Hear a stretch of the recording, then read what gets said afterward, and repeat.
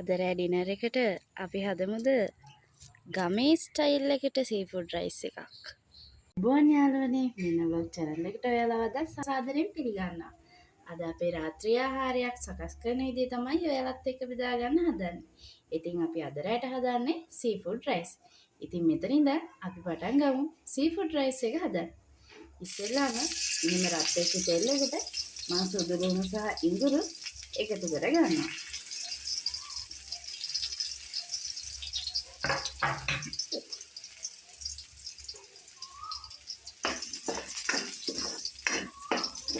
ඉතින් කොහොමද විකාශ ඔයාලගේ අපේ දවස නම් චුට්ටක් විතර බිසි.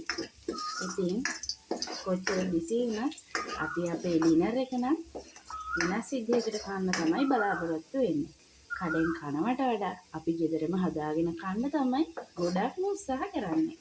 ඉතින් ඔන්න යාළුවනේ රන්වන් පාටට අපේ සුදු ලුණු ටික බෙදලා ඉවරයි.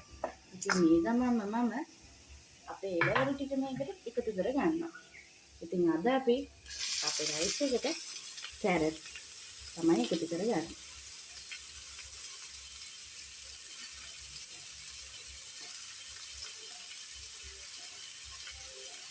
අපි මේ ලුණු කුළු සුට්ටක් වැටුණා. ඒ වුණාට අපි ලුණු කුළ අන්තිමටම වගේ තමයි එකතු කරගන්නේ. මොකද ඉස්සෙල්ලාම දැම්මොත් මේ කොළ ටික ගොඩක්ම මැලවිලා ඒකේ රසය නැති වෙලා යන නිසා. ඉතින් අපි මේ ටික මේ විදිහට මැලවෙන්න දෙනවා.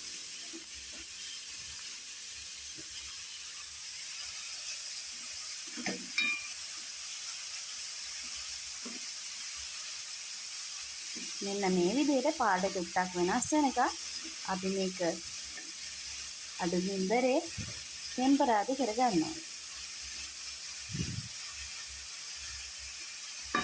මේ වෙලාවේදී මම මේකට ලුණු එකතු කරගන්නවා.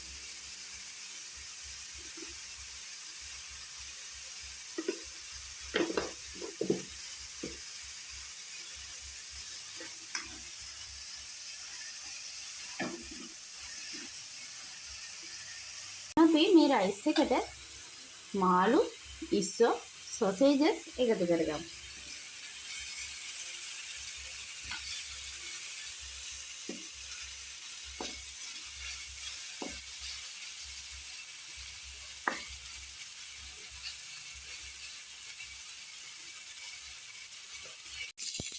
ඉස්සෝ ටික සොසේජස් ටික දාගන්න. යාළුවනේ දැන් අපේ මේ මිශ්‍රණය දැස්ති. මේ මිශ්‍රණයට අපි ලුණු කොළ තමයි අද පාවිච්චි කරන්නේ. ඔයාලා කැමති නම් ඔයාලා ලීක්ස් කොළ මේකට එකතු කරගන්න.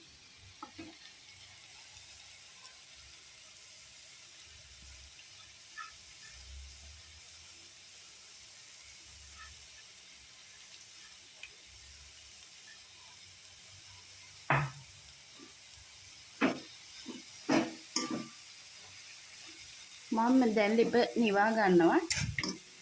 මේ කොළ මේ රස්නෙන්න මැලවෙන්න ඕනේ. එච්චර රස්නයක් ඕනේ නැහැ. ඒක නිසා මේ රස්නෙට මේ කොළ ටිකට මැලවෙන්න දෙනවා. නොහොම තමයි අපේ සීෆුඩ් රයිස් ෆිලිං එක තියෙන්නේ බත් එකට දාන්න. අපි මේක මෙහෙම බත් එකට දාමු.